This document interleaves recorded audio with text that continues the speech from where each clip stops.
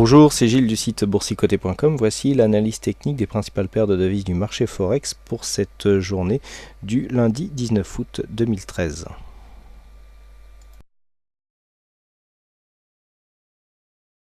Nous commençons cette analyse par l'euro-dollar, donc l'euro-dollar qui n'arrive pas à casser ici cette zone des 1,3382. Nous étions en attente de cette cassure donc déjà la semaine dernière. Là, les cours sont revenus se positionner sur la moyenne mobile 20 exponentielle. On est revenu ici dans le voisinage de cette zone avant de rechuter sur ce support des 1,3339. Donc pour l'instant, la configuration est la même. On est toujours sur un fond de tendance ici en range, donc entre ces zones des 1,3194 et 1,3382 que l'on n'arrive pas à casser à la hausse, qui fait suite donc à cette tendance haussière qui avait débuté bien plus tôt déjà. Donc la configuration reste la même, on attend une cassure des 1,3382 pour confirmer une continuité de la tendance, même si les cours sont hauts d'un point de vue moyen long terme. Par contre, une cassure ici de cette zone des 1,3194 pourrait plonger la paire de devises euro-dollar dans une phase de consolidation.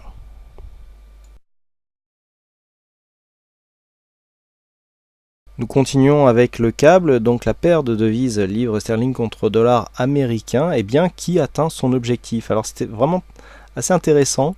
Nous avions tracé cet objectif ici, nous avions constaté suite à cette phase de hausse que la phase de consolidation n'avait pas dépassé le 38,2%.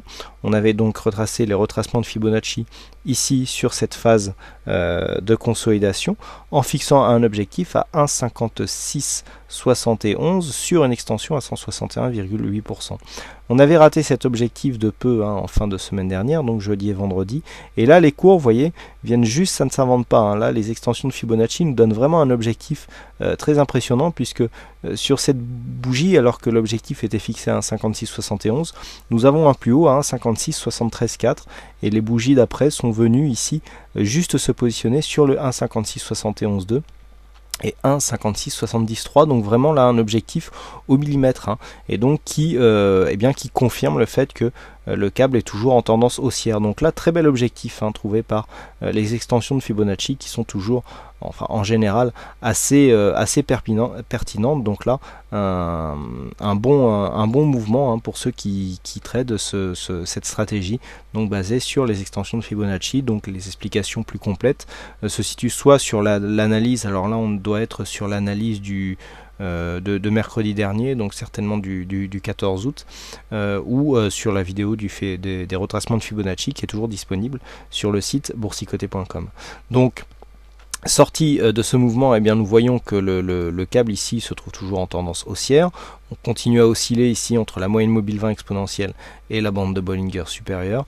Donc pour l'instant, on marque de nouveau plus haut. Donc pour l'instant, là, on attend une confirmation avec cette résistance horizontale déjà identifiée à 1,5680 pour valider une continuité de ce mouvement haussier qui pour l'instant ne connaît pas d'affaiblissement, puisqu'alors même que les cours ici étaient nous avions une phase de surachat assez marquée avec les oscillateurs, donc les deux oscillateurs en surachat et un retournement du MACD, une consolidation qui s'est faite à plat.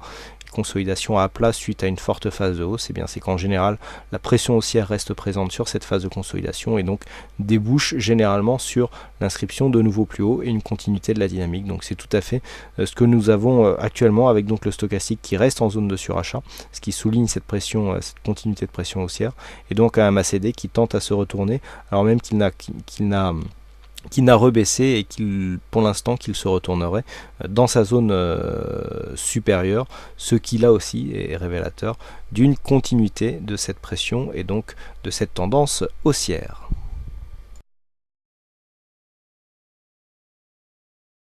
Sur le dollar yen, c'est toujours la faiblesse qui prédomine avec ici ces multiples tests sur cette résistance baissière qui reste une résistance majeure sur cette tendance.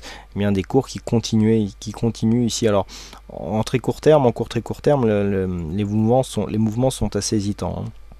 On est venu ici marquer une petite phase dynamique à la hausse. On a retrouvé ici donc la baisse et puis là on s'achemine ici vers une perte de dynamique. Pour l'instant, il n'y a pas énormément de dynamique. La seule dynamique régulière, si j'ose dire, se situe sur le moyen long terme avec donc cette phase baissière qui est toujours dans une phase de continuité. Là pour l'instant, d'un point de vue court terme, donc on est venu valider ici un nouveau plus bas sur la tendance moyen terme et on n'arrive pas ici à venir marquer un nouveau plus haut par rapport donc notamment à cette zone qui se situe à 99,95 et qui validerait ici une cassure de cette résistance baissière, une possible sortie de cette tendance moyen terme. Pour l'instant, les cours oscillent ici vers le bas. On tente péniblement de dépasser ici cette zone des 98,40. On est revenu marquer un contact avec la bolle inférieure, mais qui n'a pas été suivi de dynamique. Donc là, pour l'instant, certain affaiblissement. Alors, pour valider une sortie de cette tendance, il faudrait casser cette zone de résistance, cette résistance oblique baissière qui marque donc les limites de cette tendance et dans la foulée donc casser ce précédent point haut significatif qui se situe désormais à 99,95.